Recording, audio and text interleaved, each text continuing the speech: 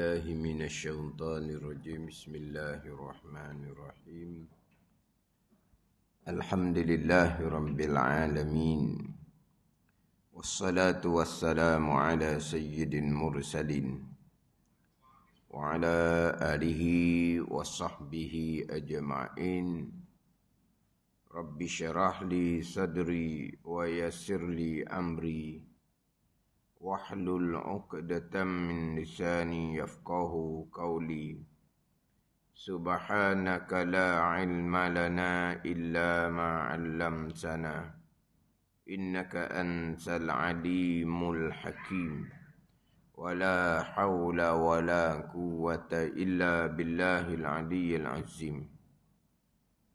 Kitab Hidayatus Salikin, muka surat 4.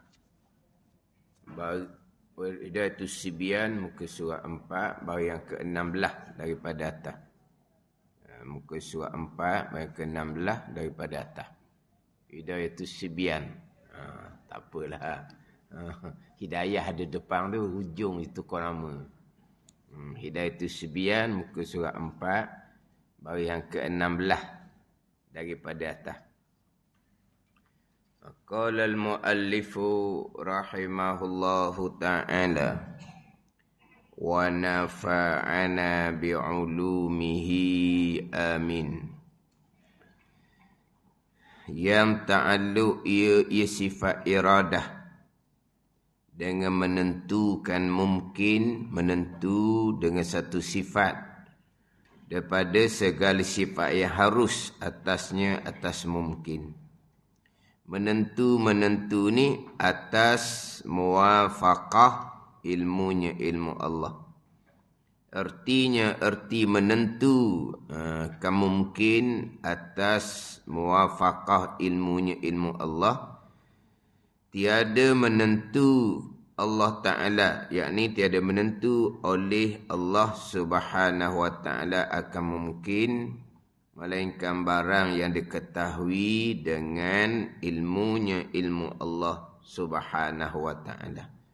Jadi kita masih di ta'alluq bagi sifat iradah, qada, rukun iman yang ke-6. Mungkin ni perkara yang harus ada, harus tiada.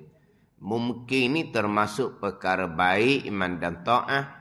Mungkin termasuk perkara jahat, kufur dan maksiat.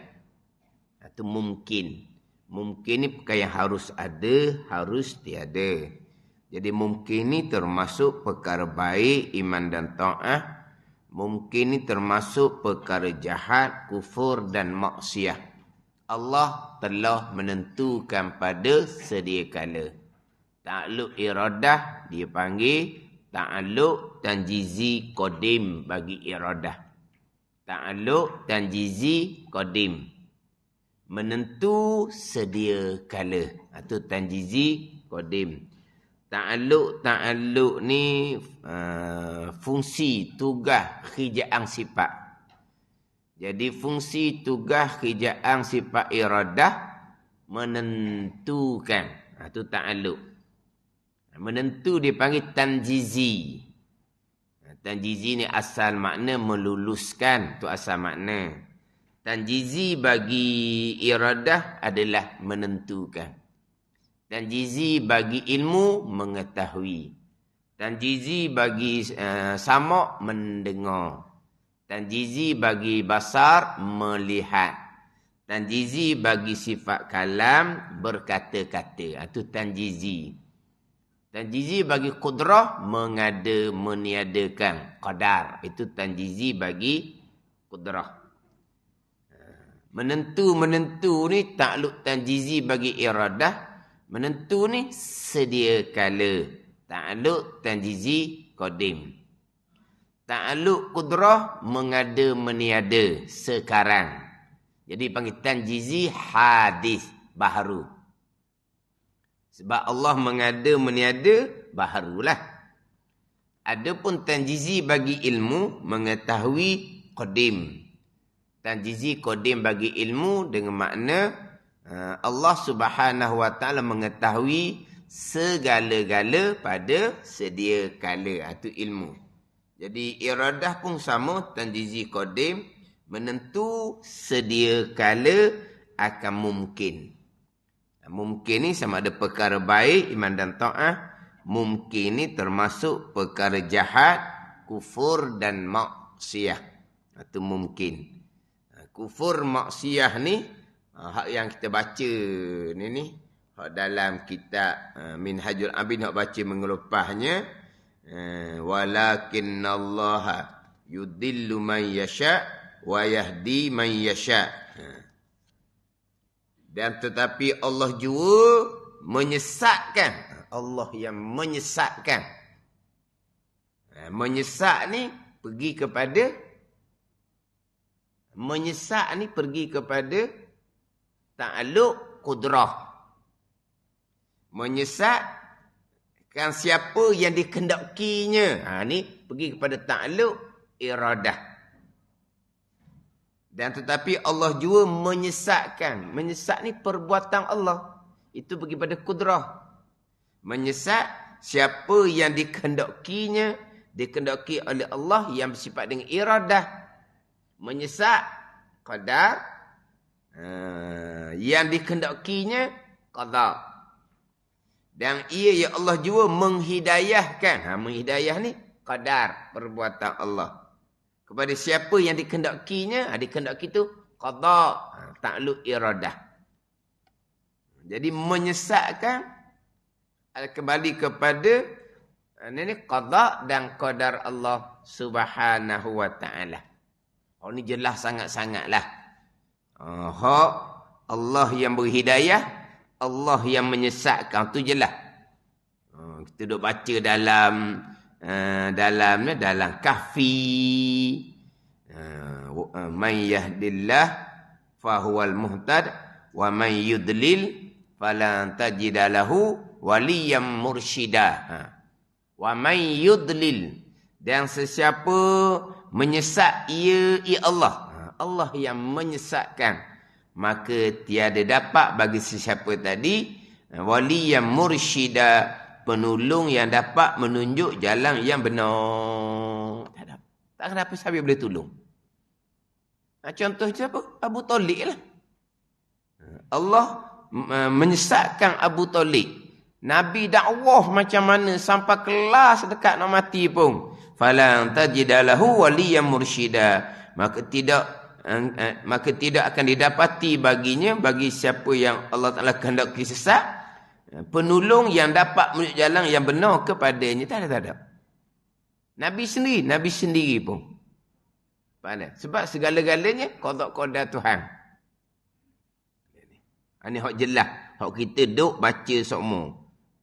Hak ni jelaslah rukun iman yang ke-6. Jahat, kufur dan maksiyah. Jahat sesat ke tak? Sesat. Jahat tu kesesatan. Pada ni. Sesat, kufur, orang kafir ni, mari mana? Qada, qadar. Apa makna qada? Allah menentukan pada azal akan jadi sesat dengan kekufuran. Itu qada. Kena siapa sa'ah sesat? Perbuatan siapa? Qadar. Perbuatan Allah yang menyesatkan. Itu je lah. Itu rukun iman yang ke-6. Ada ni. Allah mendaki pada azan seseorang akan dapat petunjuk dengan iman dan ta'ah. Itu qada. Sampai saat seseorang dapat petunjuk iman dan ta'ah, itulah dia qadar, perbuatan Allah. Allah menentukan pada azan seseorang itu kufur, itu dia kesesatan. Itu dia kesesatan. Jadi sesat tu Allah telah menentukan pada azal, qada. Sampai saat sesatlah dia dengan kekufuran. Siapa yang buat? Qadar. Sekalian qada qadar. Itu sahaja. Tak lari jauh, tak lari langsung Itu dia. Tapi kalau duduk di pegangan selama ni, kesesatan, sesat benda yang Tuhan murka. Mari takkan Allah Ta'ala yang menentukan. Satu. Takkan sampai saat berlaku sesak itu Allah yang buat sesak. Lepas tu mana qada sekian perkara baik jahat. Ada ni. Ini kata orang yang kemudian ni tepuk dahi. Tepuk dahi mana bodohnya dia kata. Pada bodoh. Kau tak boleh kata bodoh. Ha? Tak ada bodoh atau dia. Ha? Tongong. Tongong tak apa dah. Sebab tongong tak ada dalam bahasa buku. Dah. Ha, tongong lah. Ha, biar orang luar tak faham. Apa pula ustaz ni kata tongong. Ha. Tak ada. Ni dia ngaku. Allah dia kata buat apalah. Duk muluk dia kata. Baik jahat qada qada. Baik jahat qada qada. Duk muluk. Memang duk muluk. Aku yang kenang. Daripada budak lah duk muluk. Tapi tak ada dipegang. Tak pegang. Kufur maksiat tu mari daripada qada qada. Berat tu dua tak ada. Satunya tak ada qada. Duanya tak ada qadar. Tak ada qada satu pegangan yang sesat. Tak ada qadar satu pegangan sesat yang lain. Ada ni. Qada lain, qadar lain. Mu'tazilah yang sesat dua ni, Mu'tazilah lain-lain pula. Jadi kalau kita kata kok, dua Mu'tazilah lah yang dia. Sebab Mu'tazilah hak asal, Mu'tazilah hak asal ni, perkara jahat Allah tidak mengqadakkan. Allah hanya mengetahui. Allah tidak menghendaki. Allah tidak menentukan. Allah tidak menetapkan. Allah tidak memutuskan. Seseorang akan kufur dan maksiat. Tapi sampai saat berlakunya kekufuran, sampai saat berlakunya kemaksiatan, Mu'tazilah ni berpegang qadar perbuatan Allah. Ini hak Mu'tazilah yang masyhur, yang menafikan perkara jahat qada Allah. Tapi Mu'tazilah ni tidak menafikan dengan bahawa mereka masih lagi berpegang sampai saat berlaku kekufuran yang Allah tidak menentukan pada azal, Allah hanya mengetahui. Sampai saat berlakunya kemaksiatan, Allah tidak menentukan pada azal, Allah hanya mengetahui. Saat kekufuran tu berlaku, saat kemaksiatan tu berlaku, Mu'tazilah ni perbuatan Allah, qadar. Ada ni. Ini Mu'tazilah yang masyhur, hak berkait dengan perkara jahat, dinafikan qada, tapi mereka imani akan qadar. Ini hak Mu'tazilah. Hak sekarang ni berat laginya, perkara jahat ni qada tidak diimani, qadar pun tidak diimani. Berat daripada Mu'tazilah laginya. Apabila perkara jahat, kufur dan maksiat bukan perbuatan Allah, perbuatan siapa? Perbuatan hamba sendiri. Hamba sendiri buat macam mana kekufuran dan kemaksiatan? Sebab Allah letak dah upaya, akal dan tenaga pada hamba. Dengan akal tenaga itulah hamba buat sendiri kekufuran, hamba buat sendiri kemaksiatan. Itu jadi Mu'tazilah Qadariyah. Mu'tazilah lain pula. Ada ni. Tetapi kalau sebaliknya, kekufuran dan kemaksiatan semata-mata perbuatan hamba, tidak berkait dengan qada, tidak berkait qudrah dan iradah Allah, itu bukan Mu'tazilah. Waktu kafir ijma' ulama, iman tidak sah. Faham tak ni? Tapi nak ceritanya, hak saya jumpa berat daripada Mu'tazilah hak asal lagi. Mereka tidak imani perkara jahat qada Allah. Mereka tidak imani perkara jahat qadar perbuatan Allah. Dua-dua mereka tolak. Ada ni. Ni. Hak kata tepuk dahi. Apa? Tongong tadi tu. Dia tidak kata tongong. Dia kata bodoh. Mana bodoh? Tak napuk dia kata. Duk muluk. Baik jahat. Qada qadar. Baik jahat. Qada qadar. Jadi mana tak di pegangan.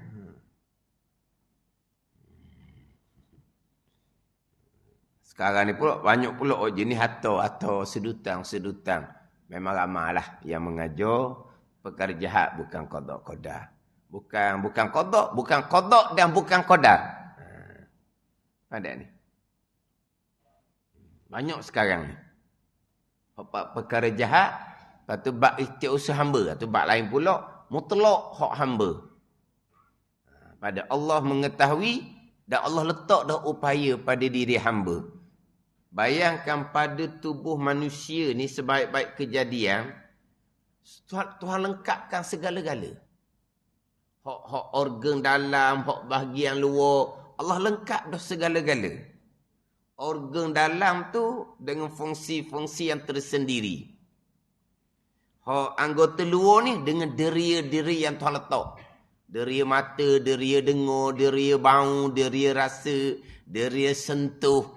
Mana Tuhan jadikan di tubuh manusia ni lengkap segala-galanya. Dengan IQ yang comel di manusia ni. Kalau sampai masa berlaku semuanya qada dan qadar Allah Subhanahu wa taala, bukan sesuatu yang Tuhan jadikan pada tubuh hamba tu yang lebih bekas, apa guna Tuhan letak bagai-bagai di tubuh hamba? Sia-sialah gitu. Tuhan tak buat sia-sia. Ini orang ngajar ni. Orang masuk dalam FB, dalam TikTok sekarang ni. Ada ni. Kan kajian ilmu sains kan. Di tubuh kita ni macam-macam benda yang Tuhan buat. Tak tercapai nak kaji di tubuh manusia ni. Lengkap. Tetapi siapa saat tiba-tiba jantung pam ke apa ke, darah mengalir dakhilah. Qada belaka. Jantung makhluk. Buah pinggang makhluk. Apa lagi? Hati makhluk. Paru-paru makhluk. Otak IQ ni makhluk. Tenaga di tubuh makhluk. Deria yang ada pada tubuh kita. Deria ni. Bukan makhluk. Bukan Tuhan buat. Makhluk. Makhluk tak bekas sama sekali. Lepas tu ada di tubuh hamba. Hadis sajalah. Hadis sajalah pada hakiki. Sebab makhluk tak bekas. Oh, kalau gitu sia-sia lah. Ni di mai sini ni. Di mai otak sesak. Kalau sia-sia, Allah tak buat benda sia-sia. Lepas tu macam mana? Allah letak bagai-bagai di tubuh hamba tu, Allah mengizinkan. Jantung berfungsi sendiri, buah pinggang berfungsi sendiri. Pada ni. Apa yang ada pada organ dalam? Allah izinkan, tapi bukan Allah buat. Lepas tu luar ni pula berfungsi sendiri, Allah izinkan. Allah mengetahui, tapi bukan Allah yang buat. Allah izinkan dengan Allah benarkan, Allah tak sekat. Bukan Allah buat. Jadi mutlak semata-mata apa yang Tuhan jadikan pada tubuh hamba ni, yang dipanggil makhluk ni, berperanan sendiri secara mutlak. Kita ahli sunnah wal jamaah berperanan pada zahir. Hakikinya balik kepada rukun iman yang ke-6, sekalian qada qadar tu saja. Lepas kenapa Allah buat bagai-bagai benda pada tubuh hamba? Sampai saat Allah juga yang melakukan, bukan sesuatu yang Tuhan letak pada hamba. Yang ada soal lah itunya.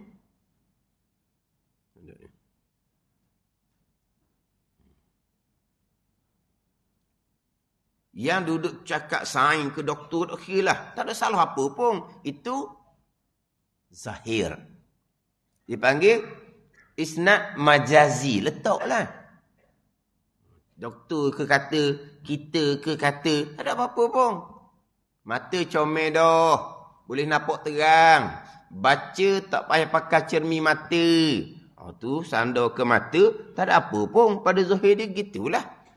Sebelum mata buat pembedahan mata, nak baca pun tak apa boleh. Lepas buat pembedahan mata, bubuh manik buat apa, boleh baca Quran tanpa pakai cermin mata. Tak ada apa pun cakap gitu.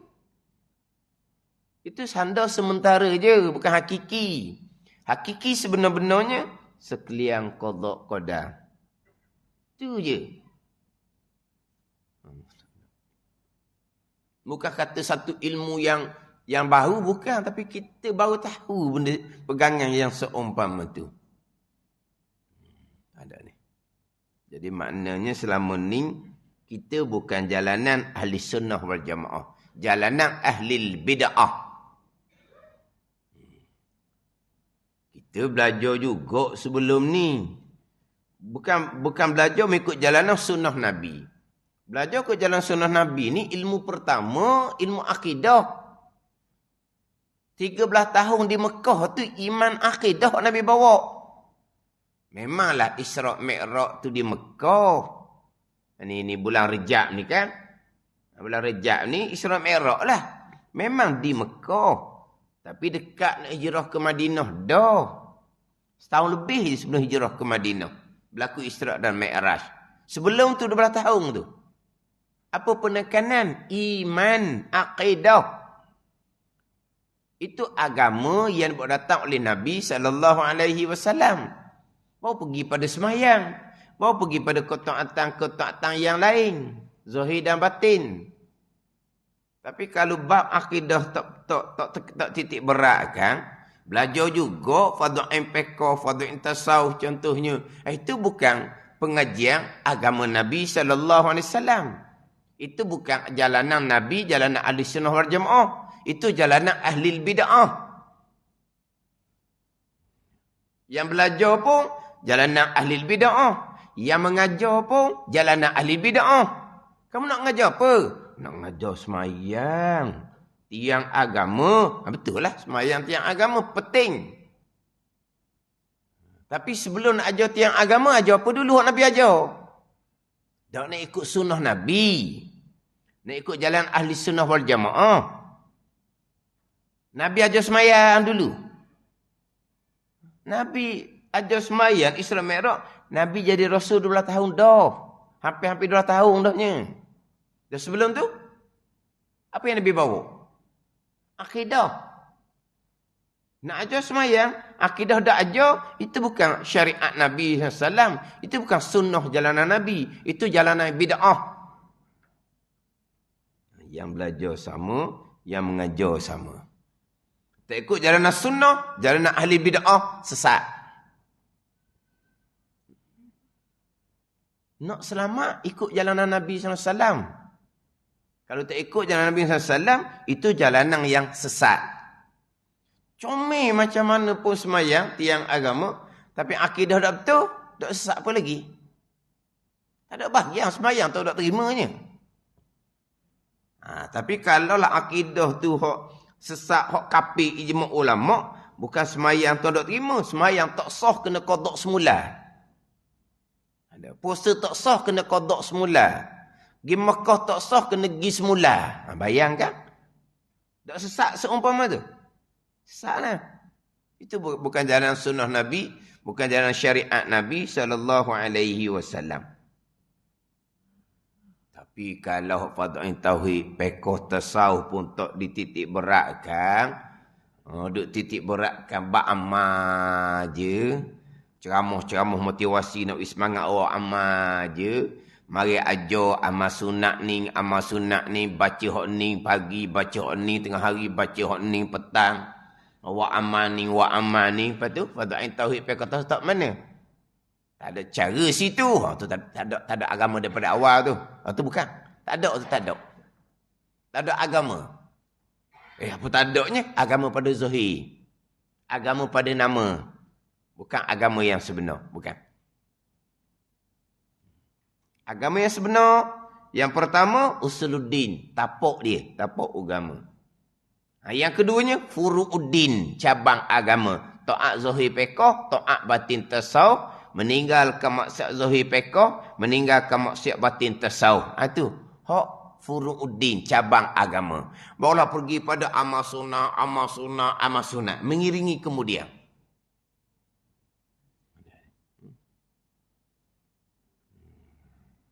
Orang yang nak kembali pada agama ni, kebiasaannya mereka tak ada ilmu, jahil.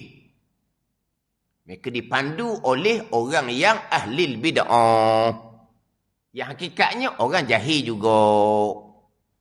Yang pandu dia tu orang panggil ustaz ke dia. Ustaz yang jahil fardu ain tauhid pekoh tasawuf. Kenapa kata jahil fardu ain tauhid fiqh tasawuf? Oh, kalaulah ustaz tu alim fardu ain tauhid fiqh tasawuf, ditahulah kedudukan ilmu, ditahulah susunan ilmu, pasti dia ajar mengikut apa yang dia tahu. Gitu je.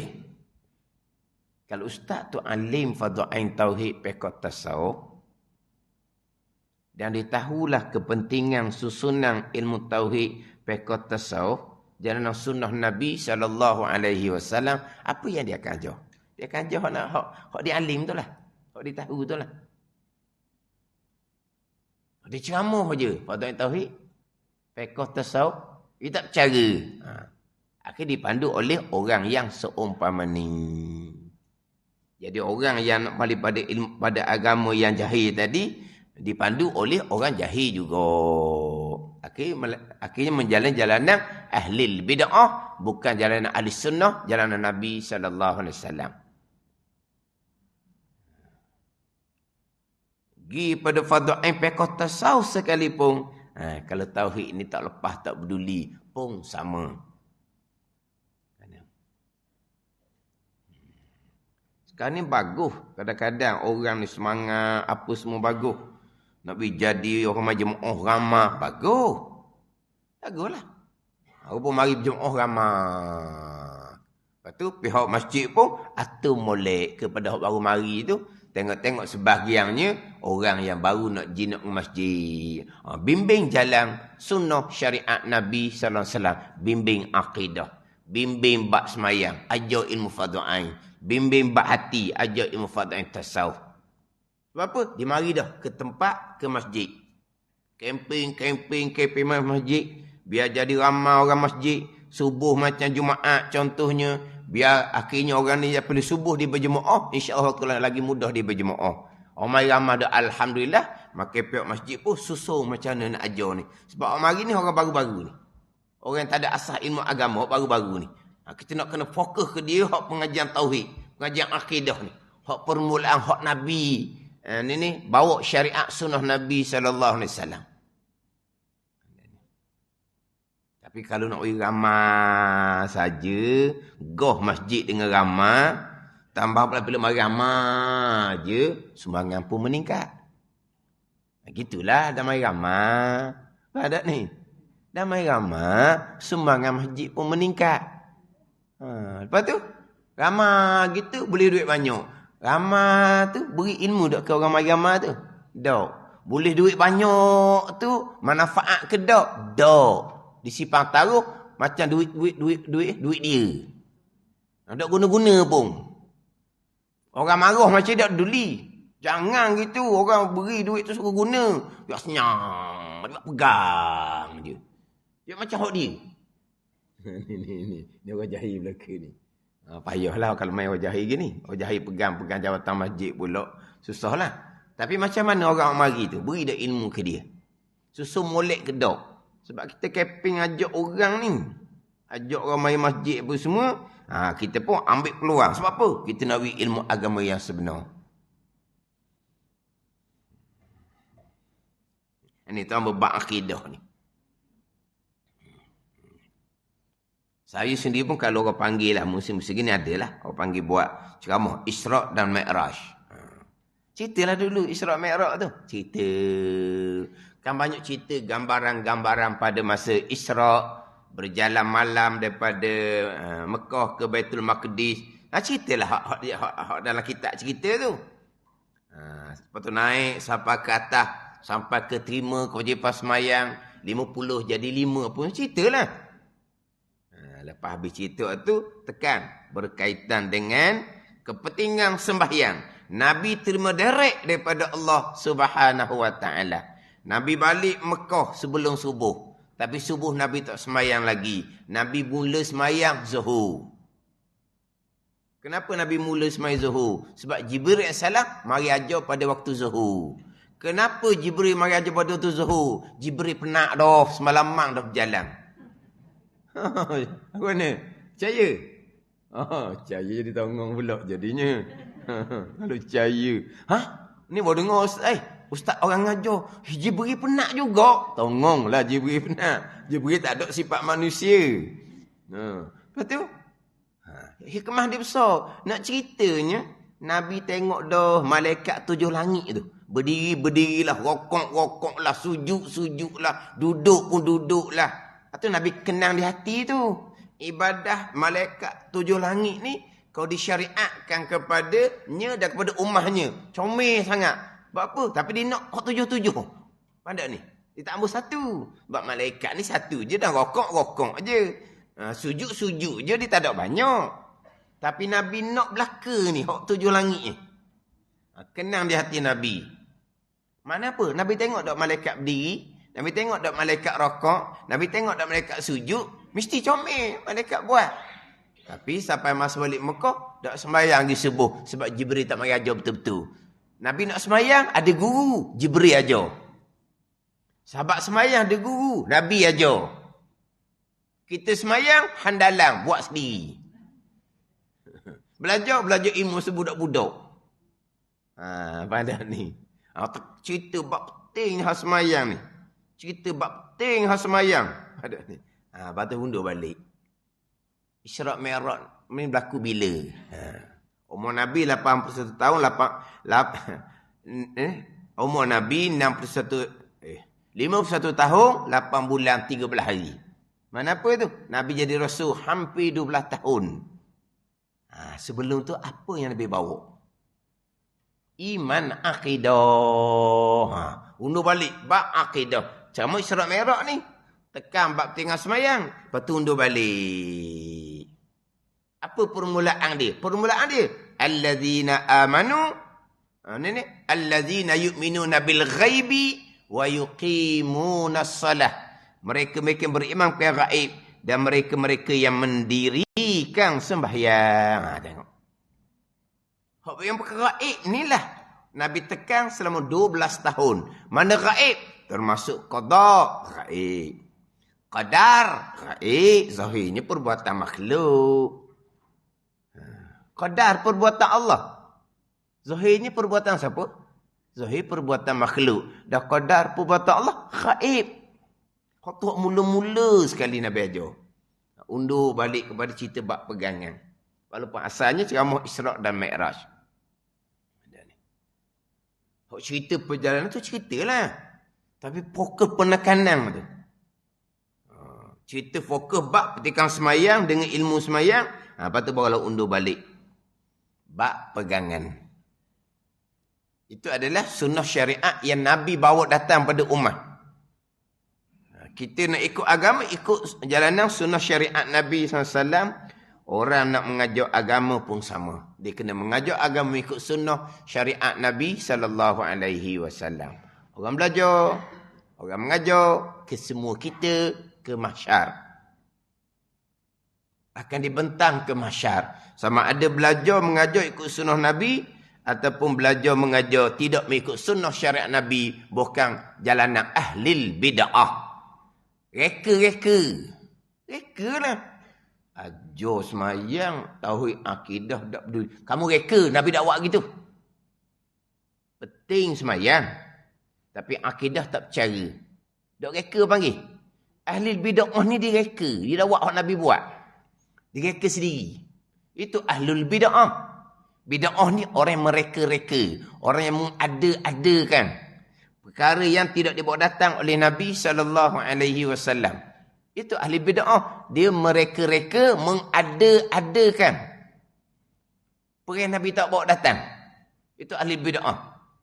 Dia penting ke ilmu semayang, ilmu tauhid, tak percaya. Reka tu. Ada kan. Itu bukan jalan sunnah syariat Nabi. Dah jalan sunnah syariat Nabi, akidah dulu. Hampir Nabi Rasul 12 tahun, barulah disyariatkan sembahyang. Bukan makna kita belajar tauhid sembahyang tak belajar langsung, bukan. Mana belajar belakalah fardu ain tauhid, fiqh, tasawuf belajar serentak lah. Hak ajar akidah dulu, ajar semayang kemudian. Hak tu ajar ke budak-budak. 4 tahun, 5 tahun, 6 tahun. Ajar dah. Ajar bak Tuhan Allah Ta'ala. Ajar bak Rasul. Cara budak-budak. Ajar bak malaikat. Ajar bak barzah. Cerita-cerita. Cerita bak barzah. Mati akan dihidupkan kembali. Buat baik, buat jahat. Ada malaikat kiri kanan yang akan mencatat. Ni. Budak yang mau 4, 5, 6 tahun. Yang nampak ia faham dah. Cerita kekah-kekah. Semayang tak lagi. Semayang 7 tahun. Baru boleh susung. Ajar kenal Tuhan dan Rasul dulu. Semayang tak ayah lagi. 7 tahun baru ajar semayang. Kena gitulah. Tapi dah kita ni. Balik lama dah. Tiga-tiga kena serentak lah. Pada ain tauhid, fiqh, tasawuf. Tapi serentak tak serentak pun. Keutamaan ilmu tauhid mula-mula. Bukan ilmu fiqh, ilmu tauhid mula-mula. Ada ni. Tu keutamaan. Bukan ilmu fiqh tinggal. Tak belajar fatihah tauhid selagi tak kemah akidah. Dah. Belajar serentak. Sebab kita bukan budak-budak. Kita bukan budak-budak. Tapi kalau fiqh, tasawuf, tauhid tak peduli, tu bukan. Itu ahlul bid'ah, reka-reka, ada-adakan jalan agama bukan Nabi bawa, ni sesat. Semayang sesat apa lagi? Sesat lah. Semayang comel macam kalau akidah salah. Dah sesat apa lagi? Semudah-mudah ni bicara bab perkara baik dan jahat. Semudah-mudah tu sahaja. Qada, qadar. Jahat, kesesatan. Allah telah mengqadakkan pada azal. Sampai saat siapa yang menyesatkan? Allah Ta'ala yang menyesatkan. Allah Ta'ala yang menyesatkan. Dua situ tu kan. Dalam surah Al-An'am 125 tu baca minggu lepas tu. Wa man yurid an yudillahu tu.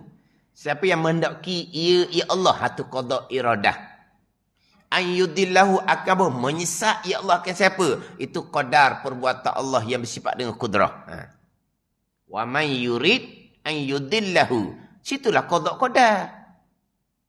Wa man yurid dan siapa yang menghendaki ya Allah. Itu qada iradah. An yudillahu akan bahu menyesat ya Allah akan siapa? Menyesat tu panggil qadar. Perbuatan Allah yang bersifat kudrah. Yalah ayat tu kan.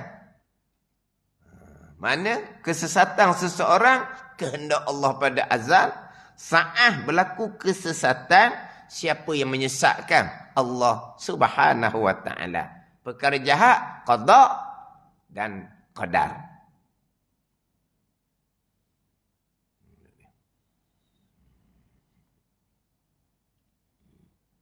Dan ada orang yang mengajar sendiri.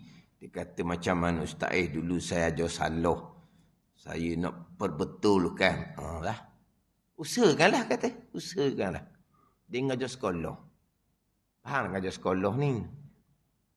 Dia mengajar pula bukan di Semenanjung. Mana siapa tak ingat lah. Sabah ke Sarawak gitulah. Mana dia mengajar.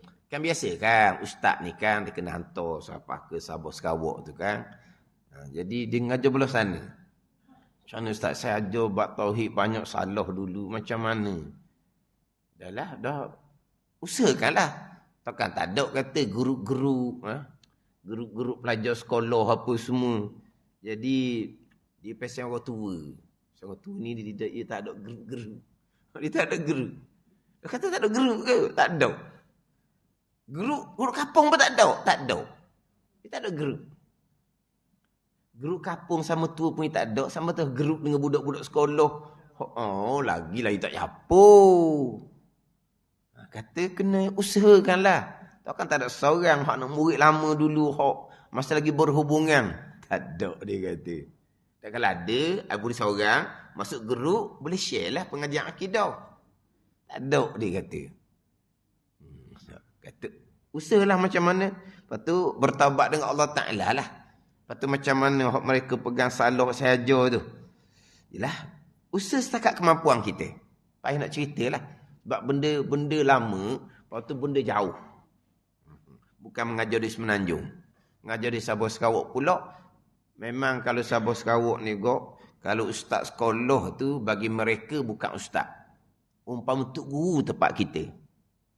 Pada ni. Maknanya ustaz sekolah.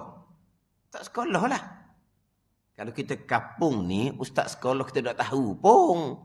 Di main masjid pun, duduk belakang je. Siapa ustaz? Dia ngajar mana? Ngajar sekolah. Tak tahu pun dia ustaz. Mana level kita ni lah. Ustaz sekolah ni, mana gitu je lah. Tapi kalau di Sabah Sarawak, ustaz sekolah ni lah segala-galanya. Tahlil pun dia, talqin pun dia. Habis benda. Tahlil talqin bukan dalam silibus sekolah. Ada ni. Dia duduk kapung tu, dia bukan ustaz. Dia tuang guru. Seolah-olahnya gitu. Seolah-olahnya. Dia tuang guru. Sebab tempat dia duduk tu memang. Nak kata apa? Jahil se. Tuki se. Orang belah sana tak faham. Biarlah. Dia tak faham. Sebab dalam FB kita ni ada kot Sabah Sarawak ni kan kata. Oh sedap ustaz kata ke orang-orang kita. Dah jahil. Tuki. Tuki jangan terjemuh lah apa dia. Jangan terjemuh lah. Dan ni cerita hak ustaz-ustaz ni lah. Balik kapung ustaz saya nak kena belajar ustaz banyak benda lah begini. Lepas tu duduk di sana pula dia buat kita macam orang aling dia kata. Dia buat kita ni macam orang aling. Kita kata macam tuan guru. Sebab apa? Dia tak ada. Dia agak jauh sedikit lah nak banding ke tempat kita ni. Marah dia Sabah Sarawak pula kan. Mana jadi ustaz-ustaz ni pula dia semangat nak belajar. Dah sebab dia ngajar sekolah, pergi sejid surah, semua masalah orang tuju dia. Duk Terengganu ni jadi ustaz sekolah, pergi majlis surah ada paling pun, ada cara pun. Dia duduk di sana tu, ustaz sekolah, tanya sekolah. Tanya waktu lain dia sejid surah, dia lah tu kata bukan tu guru dah rasanya macam mufti dah kali. Dah. Semua tanya dia. Dia mufti lah dia pulaknya. Semua benda. Kalau kata orang belajar lama pun kalau semua benda gitu memang beban lah. Kalau ngaji lama pun kalau semua perkara atas seorang ditanya memang beban lah. Ilmu kena banyak sungguh lah. Ni kata ada ustaz-ustaz ni jadi nak belajar, kena belajar. Dia dulu ingat ke ngajar dalam sekolah je. Betul dia ngajar dalam sekolah je. Tapi duduk tempat gitu, tempat yang jauh sangat dengan ilmu. Jauh dengan ilmu. Macam mana dia kau cerita ni dia orang pecin dah saya cerita ni. Tua dah. Dia ajar salah macam mana ustaz dia ajar salah itulah kata. Betul akidah sendiri. Lepas tu ajar-ajar tu bertaubat dengan Allah Ta'ala. Lepas tu usahakanlah kalau boleh jumpa balik. Tapi dah dia macam tua sungguh lah. Dah tua sangat. Tu dah 60-70 gitulah. Bukan tua kereta. Mana tak tua kereta? Mana bukan tua kereta dia ni. Tapi dia tak ada.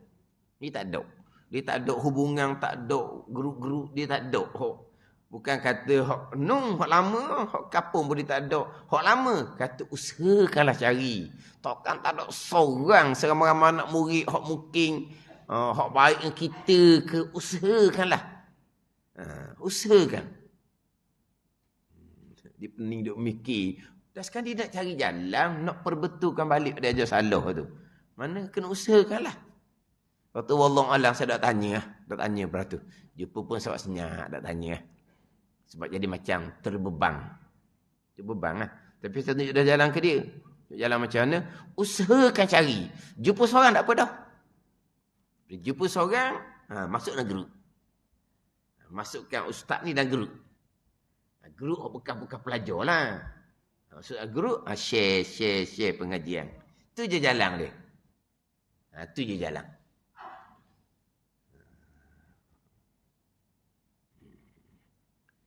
Lepas tu dia ada tanya kok, lepas tu nak kena mengaku ke dengan pelajar.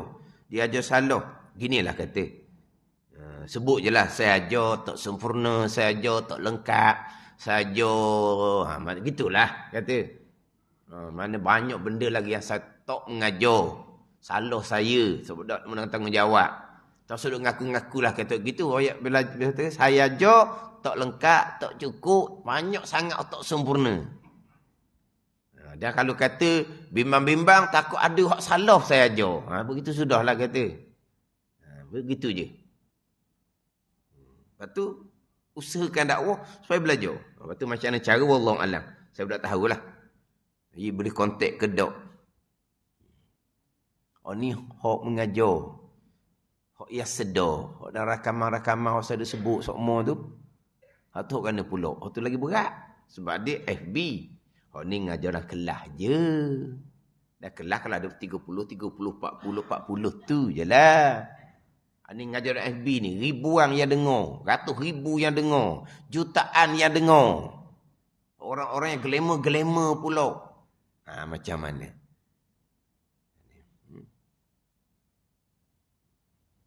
Ni jangan duk korek akal. Jangan. Faham?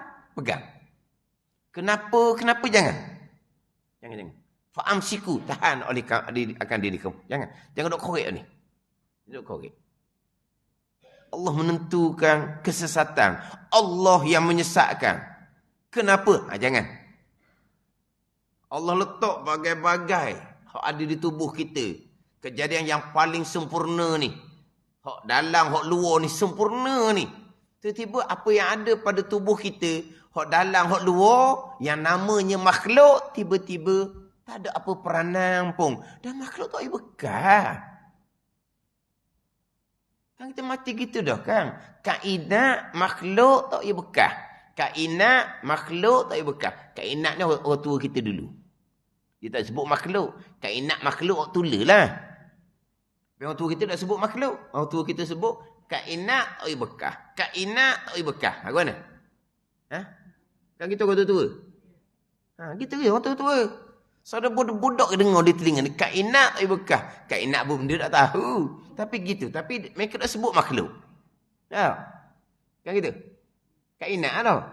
Kainat tak ada bekal. Kainat tak ada bekal. Muluk-muluk. Jadi, hak ada di organ dalam, kainat, makhluk. Hak ada di luar ni, kainat, makhluk. Makhluk tak ada bekal. Kainat tak ada bekal. Dan siapa yang menjadikan? Qadar perbuatan Allah. Yang bersifat kudrah, keesaan Allah pada perbuatan. Wahdaniyah pada perbuatan. Itu pegangan. Itu sahaja. Mana? Kita wajib berpegang di akidah. Hamba ada pilihan. Hamba yang buat. Hamba ada pilihan. Ada. Hamba yang menilai atau memilih. Menilai, memikir, memilih. Hamba. Atau hamba pun buat. Wajib berpegang. Hamba memilih, hamba buat. Itu hanya pada zahir. Pada batin hakiki. Kainat, makhluk, tak bekal. Memilih perbuatan Allah. Bukan memilih. Terdetik di hati kita pun. Terlitah di hati kita. Terdetik di otak kita pun. Perbuatan Allah. Hati. Sekalian. Walaupun wajib berpegang. Lepas tu kenapa wajib berpegang? Ada pilihan dan perbuatan. Hakikinya tak ada. Jangan soal banyak lah. Soal banyak dia jadi pening.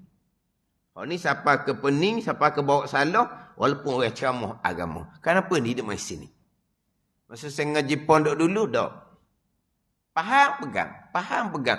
Tak ada mikir apa-apa, tak ada pening apa-apa pun. Bila masuk dalam kapung, Allah jumpalah bagai-bagai. Barulah pening. Baru pening tu kan ngajar pun. Pening jadi. Ustaz, hak jahat. Kau tak kodak. Dah kena pula. Ada ni. Jadi bila kita duduk ngaji ni, tak ada fikir, tak ada apa, sejalan je, mari hak sebaliknya, hak melintang tu pula, pening dah jadi. Jadi kenapa kena barulah faham, dia duduk fikir gitu, fikir gini. Baru tahu keadaan. Tak tahu keadaan. Masa duduk pondok, gitu je. Tak terfikir pun masa duduk pondok akan berhadapan masalah seumpama ni. Sebab tu kadang-kadang orang mengajar sendiri pun, dalam bab qada qadar ni kadang-kadang ada yang ringkas sahaja. Permulaan. Lepas dia perhalusi, barulah kejutlah pula tukang ngajar. Gitu baru tahu. Dan macam saya dululah. Saya dulu gitu juga. Nak fokusnya bab semayang lah. Bab akidah ni simple je. Dalah bab malaikat, bab kitab, bab rasul, bab barzah tu, dah korek banyak tu. Tu tak ada muskil apa tu, tak ada masalah apa tu. Hak malaikat, kitab, hari kesudahan tu, tak ada muskil tu. Tak jumpalah hak tak betul. Kalau kira tu, tak jumpa. Hak barzah ke, hak tiup sangka kali pertama, kedua ke, tu tak ada. Tak jumpa pun, hak tak berpegang. Hak banyaknya, qada. Tapi sebenarnya banyak qada ni panjang ke? Tak panjang mana kalau belajar betul-betul. Tapi jadi panjang tu, kena tekan, kena ulang, kena tekan, kena ulang. Sebab kita kelas umum. Biar lepas molek sini. Barulah berfaedah kita mengaji fiqh, berfaedah kita mengaji ilmu tasawuf. Ada berfaedah fiqh, berfaedah tasawuf. Tidak ada faedah. Kalau tak lepas bahagian ni. Lepas bahagian ni. Cuma alhamdulillah sekarang ni banyak dak orang titik beratkan dalam bab qada dan qadar. Bila titik berat je bab qada qadar, dia akan fahamlah. Hak ujian fitnah akhir zaman berkait dengan bab pegangan. Bab tauhid ni orang tak ambuh. Memang ada orang tak ambuh. Ada orang kalau kitab fiqh dia ada, kitab tasawuf dia ada, tauhid dia undur. Dia tak ambuh. Pening dia kata. Payah. Tinggi. Dalam. Gitu. Tinggi rukun iman. Dalam rukun iman. Payah dia kata. Ada yang seumpama tu. Fiqh dia belajar. Tasawuf dia belajar. Tauhid dia tak ambuh. Sekabuk dia kata. Sakit pula dengar dia kata. Lah. Kalau fiqh salah. Salah mazhab Syafi'i. Mazhab lain kata okey je. Bolehlah tak payah qada lah semayang tu. Bunyi kat ingang pula. Lepas tu ada orang kata saya. Dia kata kot ni. Ngaji dengan ustaz kalau fiqh lega dia kata. Salah. Tak apalah. Mazhab lain. Salah. Tak apalah. Mazhab lain. Ada orang kenang. Dia kata kot ni. Ustaz beri biar dia rapat dinding. Jangan pergi jalan lain, mazhab lain dia kata. Ada orang marah pula. Pada ni, dia suruh beri. Tak sah semayang. Itulah jahil tak mau belajar. Tak sah. Lepas tu mazhab lain, biar dia kena situ. Ada pula orang dah kenal. Dia mana, tak sah. Mazhab lain, okey je, sah je. Tak apalah, tak qada pun tak apa tu. Dia duduk mikir lah tu. Jadi, we jalan keluar pula. Lepas tu ada kata, suka belajar fiqh. Tapi kalau tauhid main duduk khilaf, kafir ke dosa besar? Tu dia rasa macam, dah. Dia gitu je tauhid ni. Fiqh memang luah. Tauhid satu jalan. Tasawuf satu jalan.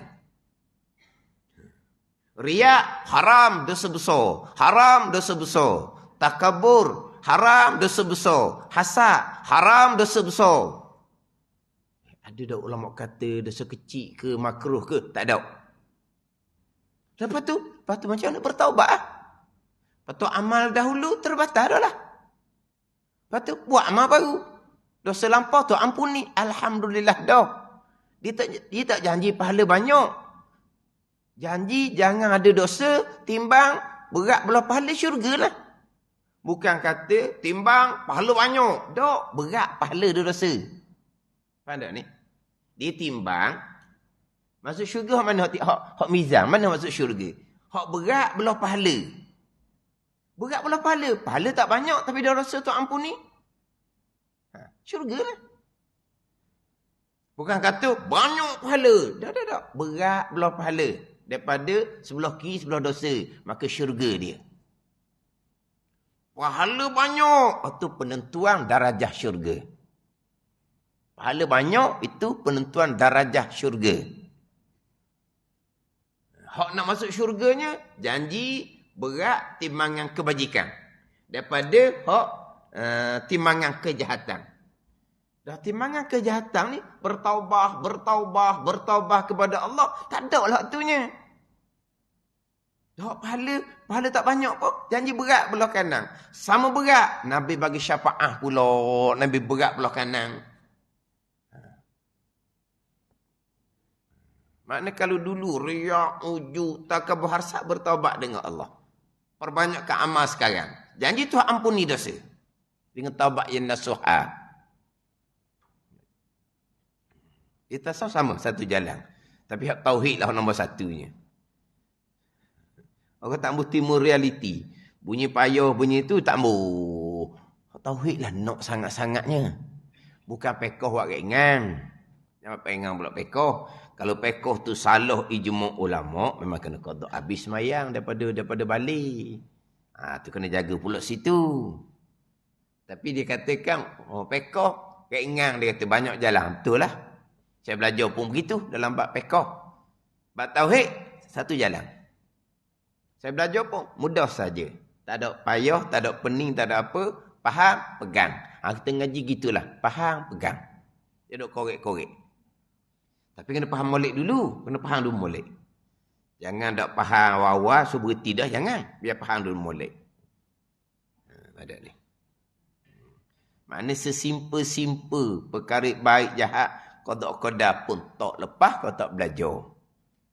Belajar pula tak boleh buat secara mendatar. Secara pitah lalu. Duk pondok tak apa. Sebab duk pondok ni pitah lalu pun, sehari-sehari kita tauhid 2, 3, 4 buah sehari-sehari. Kita lain-lain. Ada ni. Jadi tak ada masalah lah. Akal pun tak. Maknanya tak banyak kita, jadi kena fokus betul-betul.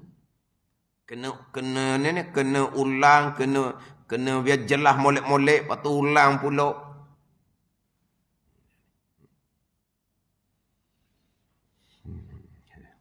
Sebenarnya kita ni nak pergi kepada hak reda.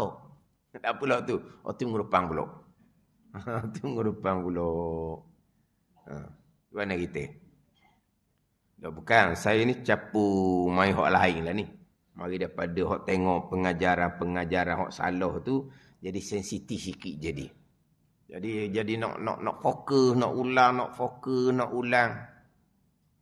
Kadang-kadang orang hak hantar tu, siapa yang mengajar tu, mana ada video lah. Dia tengoklah muka, tak kenal.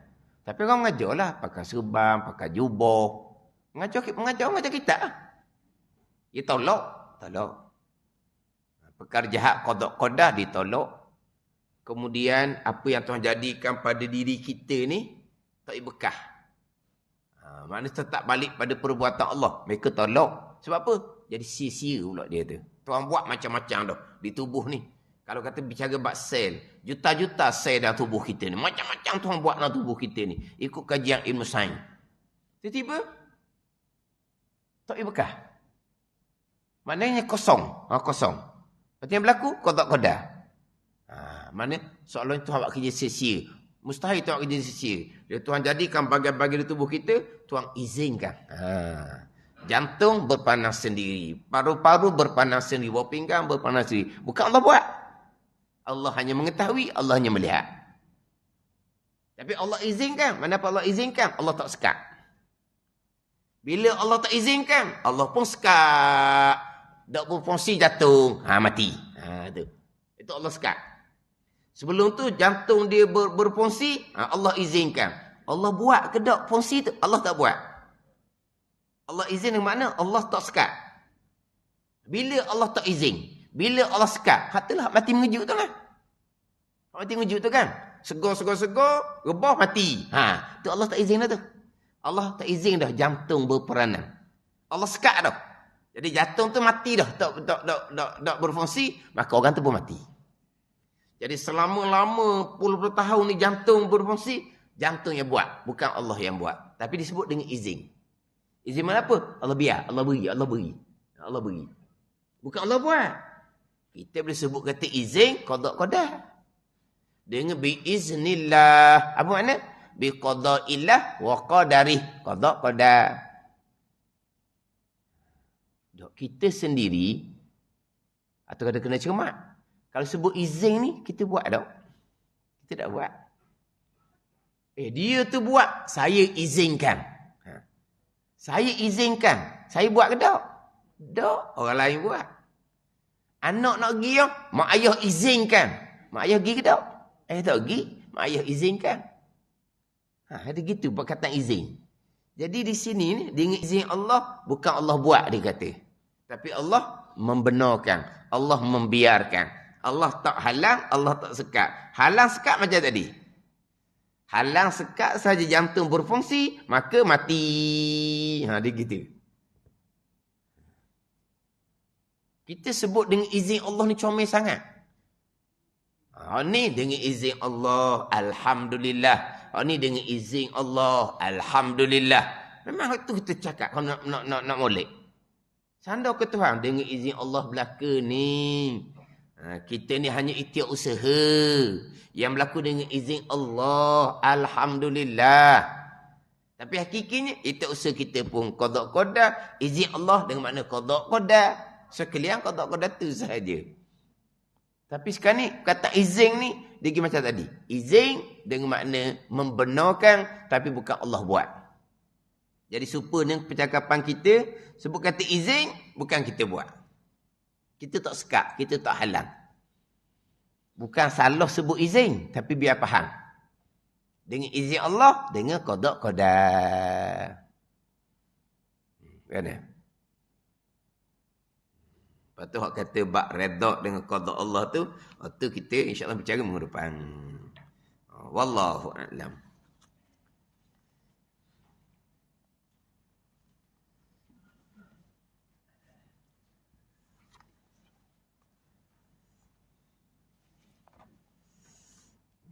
Ni kitab Hidayatus Sibyan. Kena berlalu dah tadi Hidayatus Salikin ni. Nak sebut tu kena mikir dulu. Hidayatus Sibyan. Muka surat 19. Surat 19. Baris yang ke-13 daripada atas. Baris yang ke-13 daripada atas. Ke-19 baris 13 daripada atas. Ni ngaji kapung ni. Muka surat beritahu, baris beritahu. Jangan suka gitu. Saya ngaji pondok tak ada Tak lah tanda sendiri lah. Kapung tak boleh. Kalau tak beritahu, dia ganggu kawan dia. Dia ganggu kawan dia, dia cokek kawan dia tu. Kat mana? Kat mana? Tak sesat. Dia. Dah lah dia cokek kawan dia lah. Orang duduk mengajar-mengajar, dia duduk kacau kawan. Akhirnya, saya beritahulah baris dengan muka surat. Ada tugas saya yang beritahu baris muka surat. Seorang dua je rasanya. Hak majoriti dah ada. Bukan kitab mengajar. Gitu. Bukan kitab mengajar. Tak apalah. Manja pun tak apalah. Tak manja. Manja lah gitu. Baris muka surat lagi. Lagi kitab pun disuruh ustaz bawa. Manja. Mari belenggang je tau. Mari belenggang je. Qala al-muallifu rahimahullahu ta'ala wa nafa'ana bi'ulumihi amin. Dan sunat padanya, pada duduk antara dua sujud. Sunat duduk iftirash. Duduk iftirash. Duduk di atas tapak kaki kiri serta mendirikan kaki kanan. Itu duduk iftirash. Diduduk atas kaki kiri serta dia mendirikan kaki kanan. Itu duduk iftirash. Kita sebut duduk iftirash ni kita faham tau. Dia kalau sebut duduk iftirash duduk tasyahud awal. Dah. Bukan duduk tasyahud awal. Sebab sekarang ini bicara duduk antara dua sujud. Tapi cuma kita ni pesen kampung lah. Tak ada apa-apa, janji faham. Duduk iftirah, duduk tahiyat awal. Duduk tawarruk, duduk tahiyat akhir. Itu pesen kita ngaji mudah-mudah. Duduk iftirah, duduk tahiyat awal. Duduk tawarruk, duduk tahiyat akhir. Walaha, tahiyat akhir sekalipun, tak semesti duduk tawarruk. Tak semesti duduk tawarruk. Tahiyat awal duduk iftirah lah. Tahiyat akhir tak semesti duduk tawarruk. Tak semestinya. Dia gini. Ni rekah lah. Duduk yang tidak mengiringi salam. Duduk iftirash. Duduk yang mengiringi salam. Duduk tawarruk. Gitulah. Duduk yang tidak mengiringi salam. Iftirash. Duduk tawarruk, duduk mengiringi salam. Itu dia panggil duduk tawarruk. Ada ni. Itu dia panggil duduk tawarruk. Duduk yang mana duduk tu sudah disalam. Tawarruk lah. Duduk sudah disalam, itu tawarruk. Dah membaca tasyahud akhir, mesti tawarruk? Tidak. Sebab ada duduk tasyahud akhir yang bukan diakhiri dengan salam. Dia duduk tahiyat akhir, dia duduk membaca tahiyat akhir. Tapi dia nak sujud sahwi dulu 2 kali. Adakah duduk ketika membaca tasyahud akhir itu sudah mengiringi salam? Tak lagi. Sebab akan sujud sahwi 2 kali dulu. Maka duduknya iftirash. Ketika membaca tasyahud akhir. Sebab duduk tu belum lagi diakhiri dengan salam. Sebab akan diselangi dengan sujud sahwi 2 kali. Berarti duduk tu bukan lagi nak wisalah akhir dia. Maka duduknya macam mana? Iftirash. Walaupun sedang baca tasyahud akhir. Sebab tu kata kalau tawarruk dah tahiyat akhir. Dah betul. Dah betul. Duduk tawarruk, duduk yang diakhiri dengan salam. Biasanya ketika membaca tasyahud akhir, terusnya salam lah di hujung. Tawarruk lah. Kebiasaannya. Sebab dia duduk ketika membaca tasyahud akhir itu dia tak ada dah.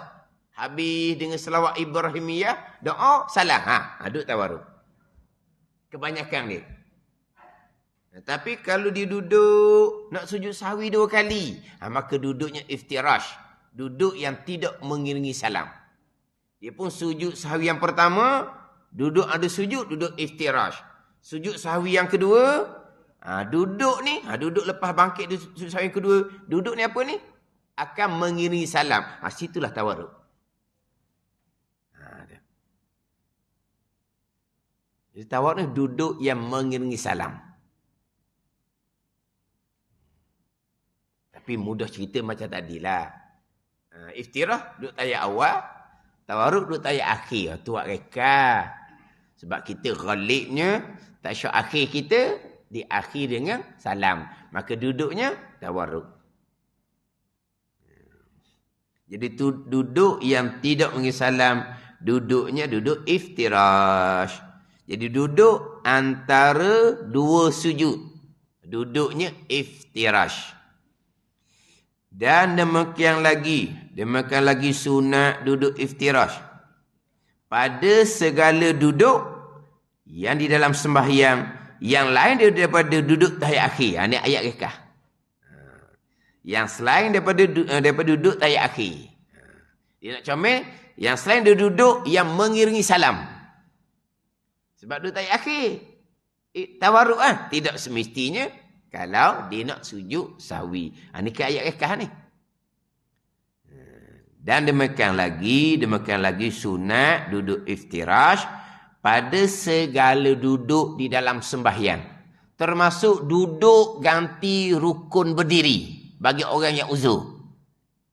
Itu duduk dalam sembahyang lah tu. Yang lain daripada duduk tahiyat akhir. Duduk tahiyat akhir, duduk tawarruk. Ini rekah. Duduk bukan duduk tahiyat akhir. Duduk tahiyat akhir yang mengiringi salam.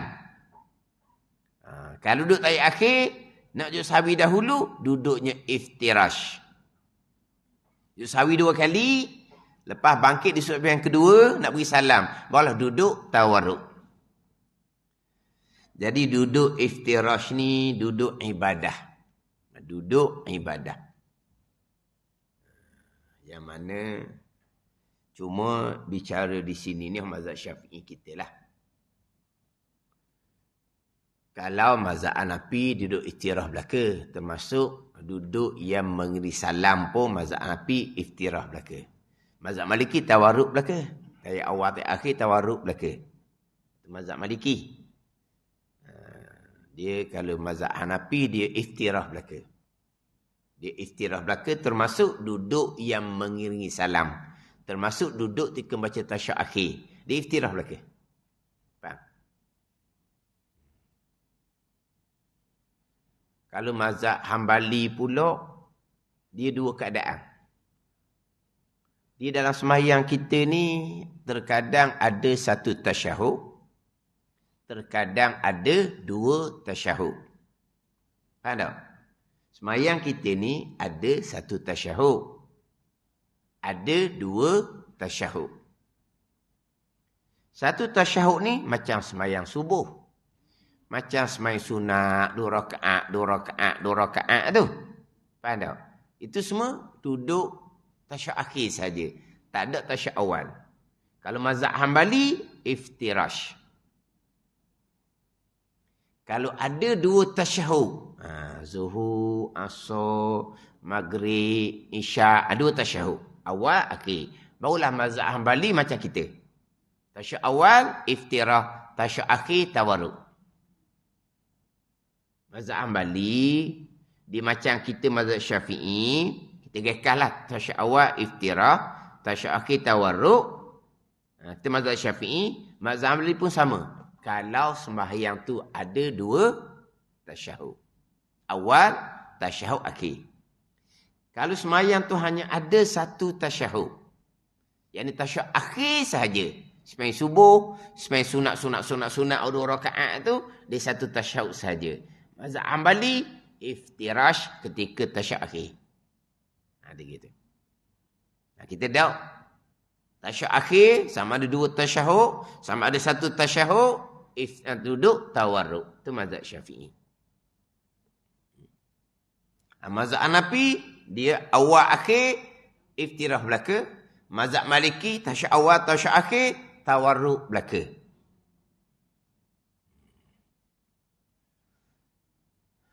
Dia cuma duduk tawarruk ni kena tengok sikit lah. Kalau dalam keadaan padak, sesok. Padak ni rapak, duduk iftirah lah. Jangan duduk tawarruk. Mana penyik orang. Lepeng. Penyik ke lepeng orang sebelah dah. Dia dah lah dia gemuk. Sekali dia jatuh punggung dia tu, kelong orang sebelah.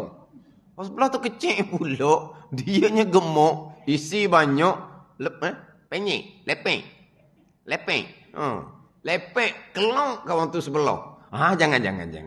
Menyakiti, haram. Tawarruk ni sunat. Sunat lawan haram, jadi ke sunat? Sunat lawan haram. Haram apa? Menyakiti orang. Sunat. Buat perkara sunat, tapi jatuh haram. Kalau berlawan 2 tu. Kalaulah sunat tu. Jangan buatlah benda sunat tu. Sebab menyakiti orang. Orang ni tak kira ni. Dia ikut sedak dia je. Dia nak duduk tahu tengok juga. Kalau duduk tu agak rua sikit, bolehlah duduk tawarruk. Kalau duduk tu padak, sebab itulah dia mazhab Hanafi lah. Kalau padak tu mazhab Hanafi lah senang. Dan mazhab Hanafi pada masa berdiri duduk, tangan pegang gitu je, siku duduk dalam. Kalau mazhab Syafi'i naik atas, siku jadi makan ruang. Ada ni. Siku dia pulak, dia kuruh. Siku dia tajam. Hak sebelah tu pula ada tulang rusuk je. Daging tak ada. Sedaplah dia ditikam kawan sebelah. Ni kan. Mazhab Syafi'i. Kalau mazhab Hanafi dia turun ke bawah. Tangan duduk gitu. Dia tangan duduk gitu jadi siku duduk dalam. Dia hanya belaga bahu je. Jadi kalau mazhab Hanafi ni dia boleh. Bahu dengan bahu tu dia boleh perapat. Sebab apa? Tangan duduk bawah. Itu mazhab Hanafi. Sebab tu kalau kita ni rapat sangat, tangan turunlah. Memang kita mazhab Syafi'i sunat angkat ke atas, tengok keadaan. Sama macam duduk tawarruk tadi. Tengok keadaan. Kalau keadaan tu tidak mengizinkan sebab orang terbawa padat, duduk istirah walaupun tasyuk akhir. Di mazhab Hanafi dia memang kalau padat memang mazhab Hanafi lah. Dan mazhab Hanafi memang istirah belas ke. Satu lagi pula kadang-kadang tawarruk ni kalau orang gemuk-gemuk, dia ada ketika tak boleh nak tawarruk. Sebab dia macam tarik orat. Dia macam tarik orat. Kalau badan tarik orat, bikah bang dok ni. Bikah. Tasyuk akib bangun duduk betul balik. Apa? Mana? Tarik orat panggil tau. Ada kadang-kadang, saya sendiri pun kadang-kadang duduk iftirah, duduk tawarruk. Duduk tawarruk ni susah. Sakit satu kadang-kadang. Sakit. Kalau semai sunat, boleh. Sebab kita jadi lega. Kita duduk macam mana pun, kita duduk tawarruk kan. Tasyuk akhir. Duduk macam kita main sunat, tak ada orang kiri kanan. Baru boleh buat. Kalau main jemaah, kadang-kadang saya duduk tawarruk, duduk iftirah juga tasyuk akhir pun. Sebab kita nak duduk biar lega. Baru boleh duduk tawarruk. Kalau tak lega ni, kalau duduk sempit, dia akan jadi tarik orat. Dia tarik orat tu sakit kan. Dia tarik orat. Tanpa pula baru ni saya, ni gelecoh kaki. Berapa bulan tak boleh duduk tawarruk. Duduk iftirah pun, kaki lipat pelik. Orang tengok. Duduk iftirah pun kaki, duduk. Kaki tak boleh lipat. Masa gelecoh. Segelecoh. Kalau duduk seorang barulah boleh tawarruk. Duduk dalam sah tak boleh nak tawarruk. Kena tak keadaan lah. Kena tak keadaan. Tapi kita mazhab Syafi'i memang tasyuk awal, iftirash, tasyuk akhir, duduk yang mengenai salam, duduk tawarruk. Itu mazhab Syafi'i kita. Dia termasuklah duduk iftirash ni, duduk ganti rukun berdiri bagi orang uzur. Orang uzur, dia berdiri tak mampu, maka dia berpindah kepada duduk. Dia berpindah kepada duduk.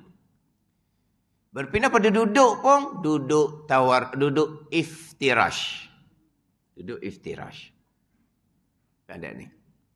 Melainkan pandangan dhaif dalam mazhab Syafi'i, pandangan dalam mazhab Maliki, duduk ganti rukun berdiri, duduk tarabak, duduk bersela. Sebab nak membezakan duduk ganti rukun berdiri dengan duduk hak asal. Dan ini satu pandangan dalam mazhab Syafi'i lah. Pandangan sama dengan pandangan mazhab Maliki. Duduk ganti rukun qiyam. Duduknya tarabak, duduk bersela. Mana? Duduk ketika membaca Fatihah surah, duduk ketika i'tidal. Sebab itu duduk ganti berdiri tu. Yang asalnya bukan duduk, asal dia berdiri. Maka duduk ganti berdiri ini, duduk tarabak, duduk bersela. Duduk antara dua sujud. Duduk ketika membaca tasyahud awal.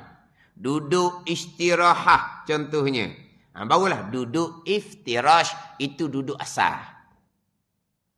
Adapun duduk ketika membaca Fatihah surah, duduk ketika rakaat i'tidal, itu bukan duduk asal.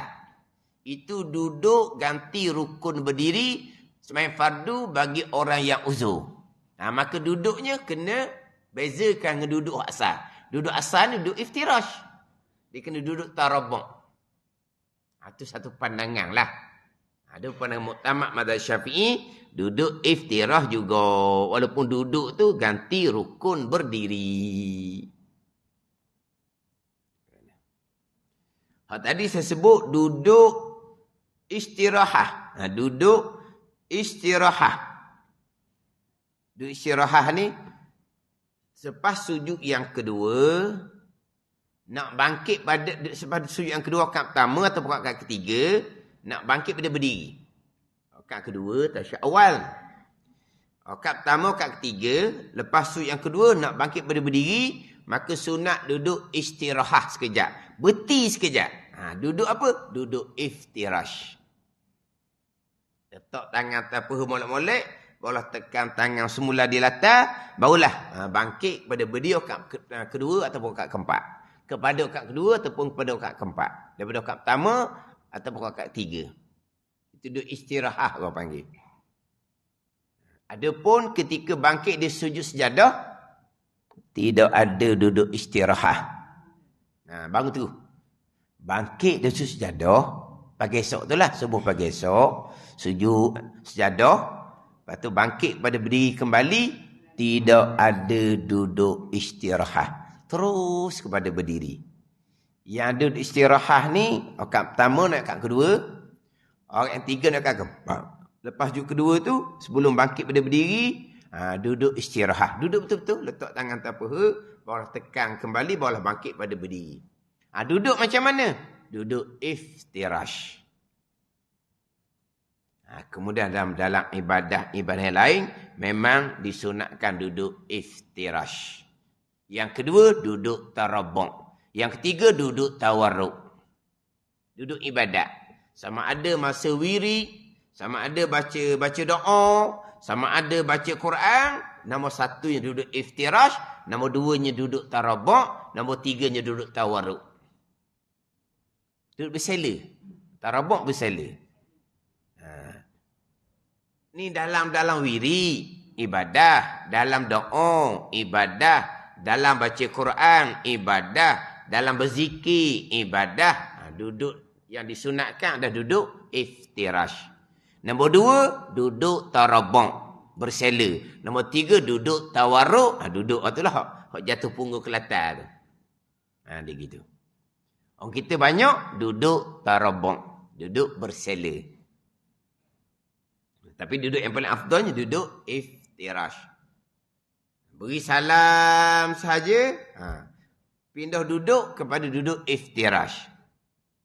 Setengah-setengah amalan Tok Guru ni, dia tunggu baca Allah mantas salam, baru dia pindah kepada duduk iftirash. Ataupun berpindah pada duduk bersela. Setengah amalan Tok Guru, beri salam sahaja, terus duduk iftirash. Daripada tawarruk, pindah pada iftirash. Pindah cara duduk. Pindah cara duduk. Jangan pindah tempat duduk. Ada ni? Pindah cara duduk, bukan pindah tempat duduk. Sebab selagi belum berpindah tempat duduk, selagi itu malaikat akan istighfar. Ada ni? Ni duduk ni beri salam aja, hundur belakang lalu dah. Jangan kita rugi. Bila nak berpindah tempat? Nak semayang sunat ba'diyah. Apa pindah tempat? Masa wirid, masa doa, jangan. Jangan pindah tempat. Jangan pindah tempat. Dia rimah kalau duduk ramah-ramah bakal. Dia nak duduk lega seorang. Waktu dia lagi duduk belakang, rugi gitu. Kita hanya ubah cara duduk, tawaruk pada iftirash, bukan ubah tempat duduk. Selagi belum ubah tempat duduk, malaikat akan doa keampunan. Atau berkaitan dengan cara duduk ketika duduk ada sujud, duduk iftirash. Dan tiada harum memanjangkan akan duduk atau duduk sujud ini lebih daripada kadar masa sukang tahiyah dengan sengajanya. Wallahu a'lam.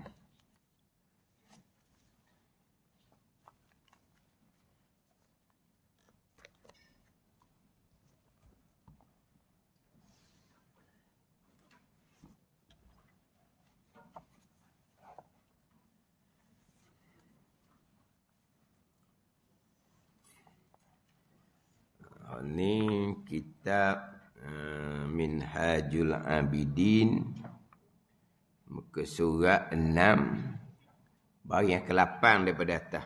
Muka 6, baris yang ke-8 daripada atas.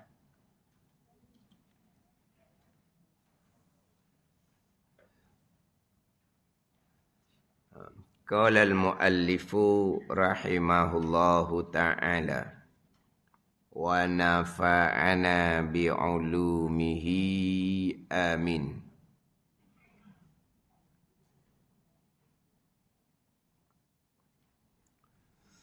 Dan selawat dan salam atas penghulu sekalian Rasul dan atas keluarganya, keluarga penghulu sekalian Rasul yang baik-baik lagi suci. Dan semoga Allah selamatkan baginda daripada kekurangan dan semoga Allah membesarkan baginda di dunia dengan meninggikan sebutan dan kekalkan syariahnya, dan di akhirah dengan mensyafaatkan ummahnya dan lain hingga ke hari kiamat. Dan selawat dan salam. Ini terjemahan kepada wassalatu wassalamu ala sayyidil mursalin, atas penghulu sekalian Rasul Nabi sallallahu alaihi wasallam. Jadi dalam kitab dimulai dengan bismillah, disusuli dengan alhamdulillah, disusuli dengan selawat dan salam. Disusuli dengan selawat dan salam.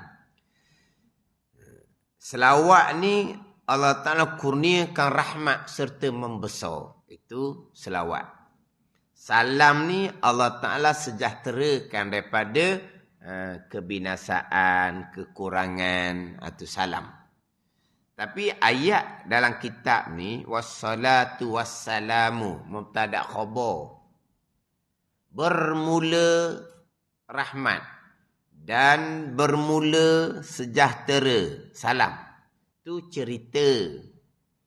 Kita bukan dituntut cerita, kita dituntut berdoa. Ya ayyuhallazina amanu sallu alaihi wa sallimu taslima. Hari Jumaat tu biasalah, hari Jumaat tu. Hari Jumaat tu kan. Ya ayyuhallazina amanu sallu ya ayyuhallazina amanu sallu alaihi innallaha wa malaikatahu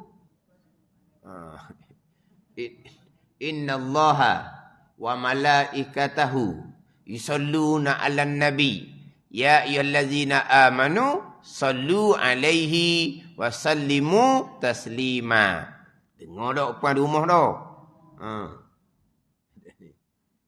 Dipesang selawat di situ. Dibaca ayat. Bila ayat Quran memerintahkan sallu alaihi wa sallimu taslima, maka ahli jemaah sunat Allahumma salli wa sallim ala sayyidina Muhammad. Sunatlah sahut perintah Quran tu. Klik-klik, klik-klik je. Sunat tu. Sunat. Kan Quran perintah, sallu alaihi, berselawatlah kamu wahai orang beriman atasnya, atas Nabi. Selawatlah kamu, klik-klik, klik-klik tu lah. Tak faham bahasa Arab. Tok Khatib terjemah. Tok Khatib terjemah, lepas Tok Khatib baca ayat. Tok Khatib bukan baca ayat saja, dia terjemah. Quran tu Tok Khatib terjemah. Lepas tu Tok Khatib pun baca Allahumma salli ala sayyidina Muhammad wa ala sayyidina Muhammad kama sallaita ala Ibrahim wa ala ali Ibrahim. Tok Khatib pun berselawat bahagian dia. Lepas tu kita klik-klik bahagian kita. Sunat tu. Ada ni. Ataupun Ramai-ramai selawat pada masa khatib selawat. Khatib pasal Allahumma salli ala Sayyidina Muhammad. Selawat masa tu pun boleh. Sebab Quran perintah. Sallu alaihi wa sallimu taslima. Quran perintah tu. Supaya kita doakan kerahmatan. Doakan kesejahteraan. Quran perintah pada siapa? Ya ayyuhallazina amanu. Wahai yang beriman. Berselawatlah.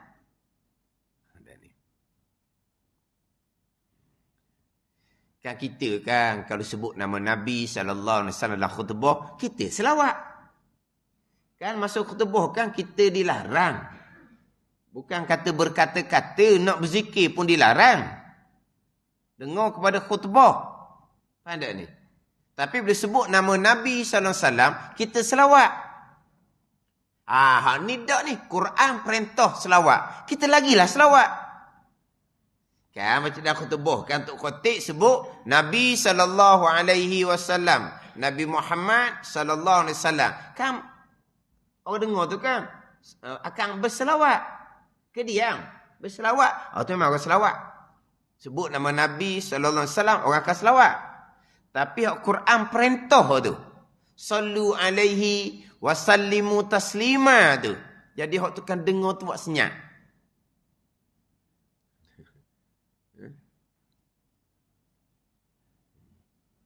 Dia kalau dalam sembahyang pun hak Quran perintah tu kita baca lah. Walaupun dalam sembahyang. Cuma dalam sembahyang jangan celah ketika membaca Fatihah lah. Kalau kebetulan Tok Imam baca surah tadi dalam sembahyang. Kita sedang baca Fatihah. Jangan selawat tengah tu. Kalau kita selawat tengah tu, putus mualak Fatihah. Dah. Dah putus mualak. Tu dah putus mualak. Tu dah putus mualak. Sebab itu berkait dengan sembahyang. Itu berkait dengan surah. Ada ni. Itu berkait dengan Quran, dengan sembahyang. Hak putus mualak, zikir yang tidak berkait dengan sembahyang. Macam bersing, alhamdulillah, sunat tu. Tapi tidak berkait dengan sembahyang. Alhamdulillah kerana bersing tak ada kaitan dengan sembahyang. Kita selawat atas Nabi kerana imam membaca surah tu adalah berkait dengan sembahyang. Tu tak putus mualak.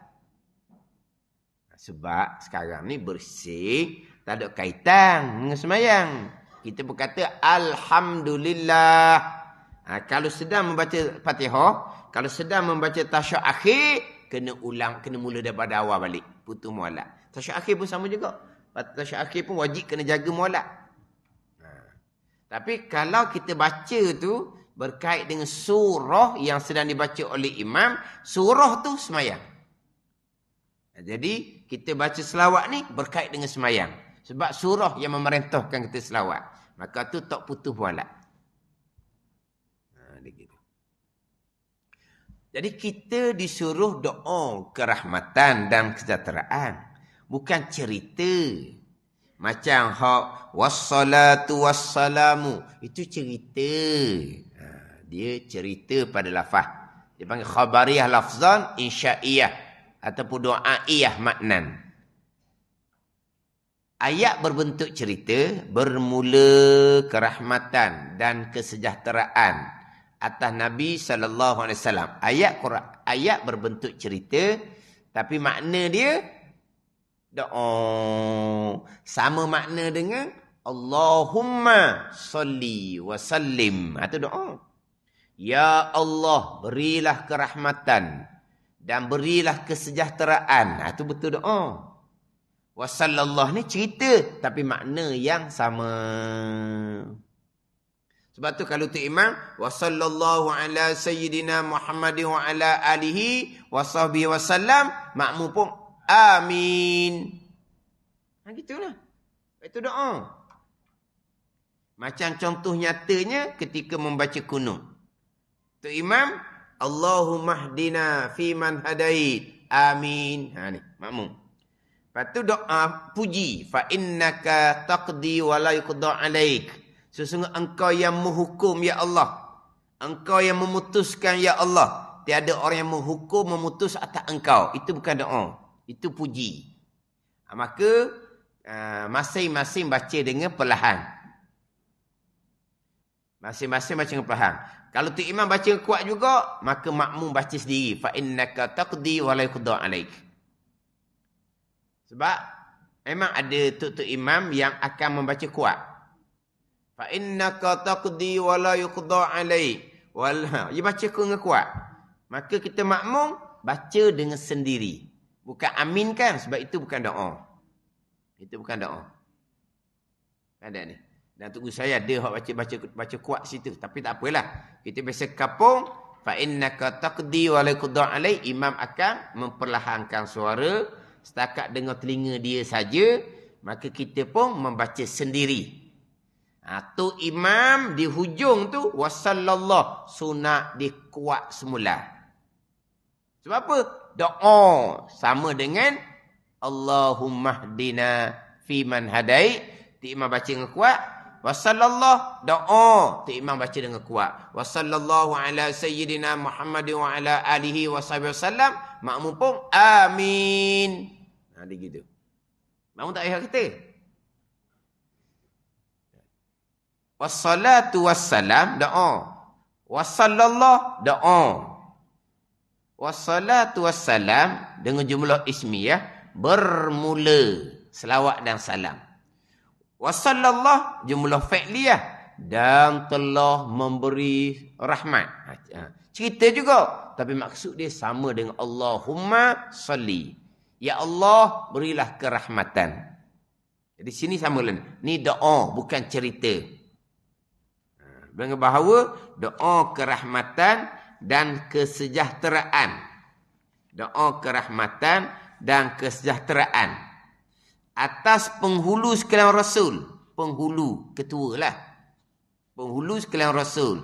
Siapa penghulu sekalian Rasul ni? Nabi SAW.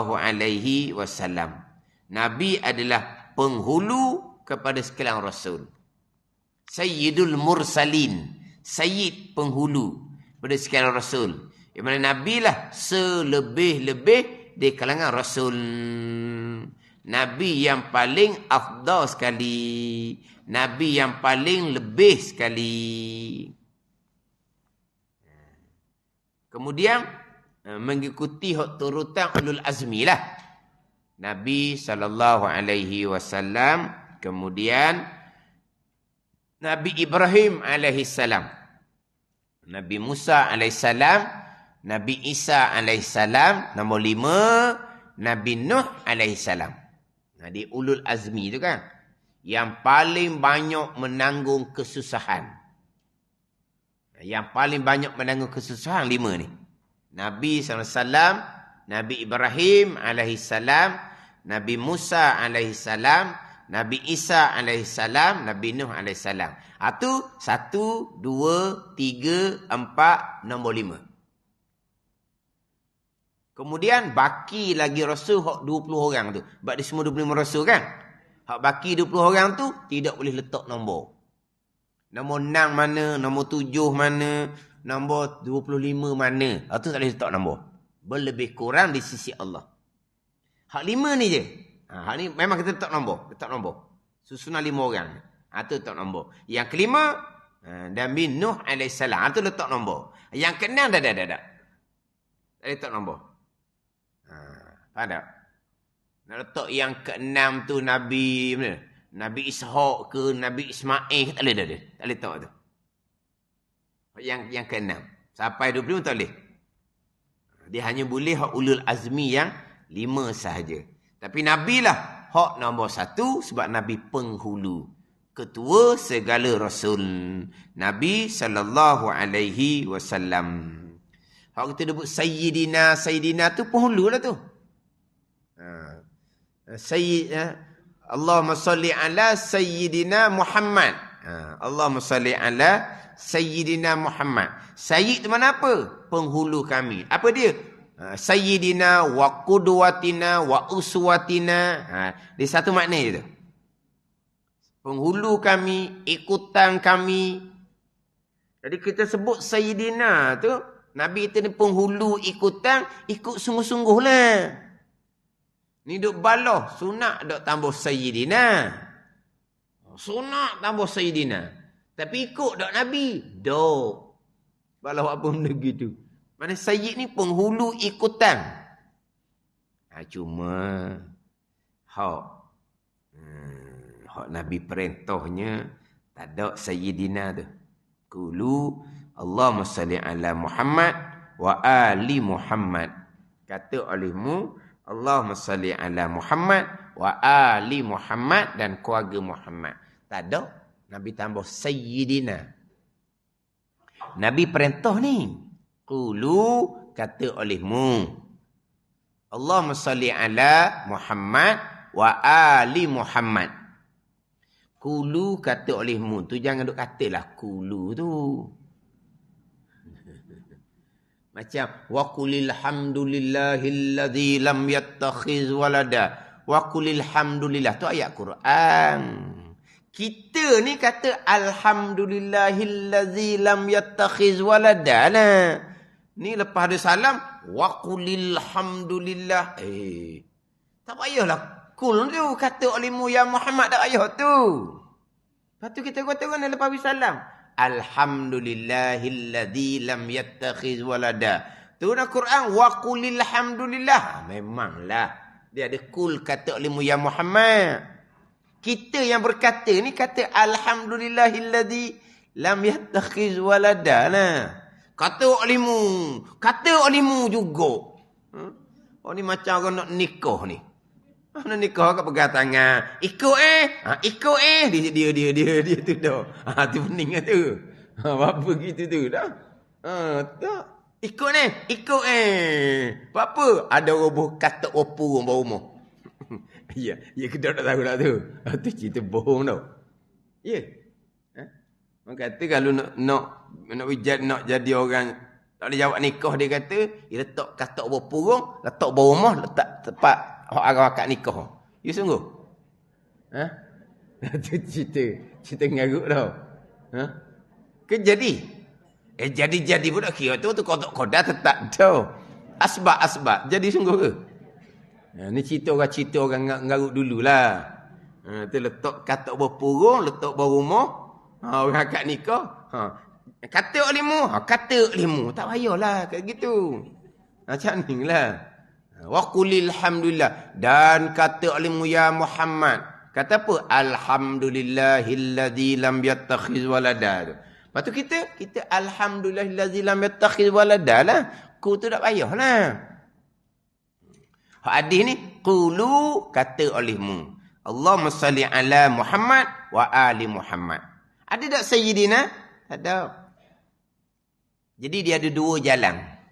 Satunya jalan ittiba, ikut betul-betul macam Nabi suruh. Lepas tu macam mana? Allahumma salli ala Muhammad. Lepas tu kalau nak beradab, sulukul adab. Tambahlah Sayyidina Muhammad. Gitu ya? Tambah-tambah pun boleh ikut betul-betul Nabi suruh. Nak tambah pun boleh. Nak beradab lah sikit. Muhammad ni. Tambahlah Sayyidina. Gitulah. Lepas tu orang wak main Sayyidina ni, dia pergi wak main pula. Batal dalam azam tak tambah Sayyidina. Ashhadu an la ilaha illallah 2 kali. Ashhadu anna Muhammadar Rasulullah. Apa dah? Wa ashhadu anna Sayyidana Muhammadan. Apa dah kata gitu? Dia tekan pula situnya. Tu tak payah tu. Sebagian ulama memilih jalanan ittiba', jangan duk tambah Sayyidina sebab Nabi tak kata. Jalanan satu jalan lagi ni dipilih dalam mazhab Syafi'i kita, sunat tambah Sayyidina beradab. Beradablah. Memang nama orang tu Abdullah. Takkanlah Abdullah macam ni Abdullah. Ni tak ada adab orang tua tu. IC dia Abdullah. Bubuhlah pocik Abdullah. Tak ada nak IC dia pocik Abdullah. Lepas tu panggil Abdullah. Orang tu tua dah. Dah iya dah tua pun. IC dia Abdullah. Nak panggil pocik Abdullah. Ada ke mak ayah dia buat IC? Pocik Abdullah ada? Tak ada. Abdullah sudah lah. Macam ni Abdullah. Klik-klik orang tua tu. Panggil aku. Kau panggil siapa ni? Panggil awak lah Abdullah. Kenapa pocik Abdullah? Nama Abdullah panggil Abdullah lah. Allah beradab lah, panggil lah poci. Ke mana? Boleh tak tau? Marah orang tua tu. Ingat ke panggil Abdullah budak lain. Panggil awak nah Abdullah. Dan nama dia Abdullah. Tak ada poci-pociknya. Panggil apa ni? Beradab. Jadi tambah Sayyidina tu disunatkan kerana beradab. Ini Sayyidiyah, penghulu sekalian Rasul. Doa kerahmatan dan doa kesejahteraan. Dan atas keluarganya, keluarga Nabi SAW yang baik-baik lagi suci. Wallahu a'lam. Bismillahirrahmanirrahim. Alhamdulillahirabbil alamin. Wassalatu wassalamu ala sayyidil mursalin wa ala alihi wa sahbihi ajma'in. Allahumma iftah alaina futuhal arifin. Allahumma allimna ilma akdamin wa fahimna famas sabiqin warzuqna ruqat talibin. Allahumma zidna ilman wa alhiqna bis salihin. Wa sallallahu ala sayyidina Muhammadin wa ala alihi wa sahbihi wa sallam. Walhamdulillahi rabbil alamin.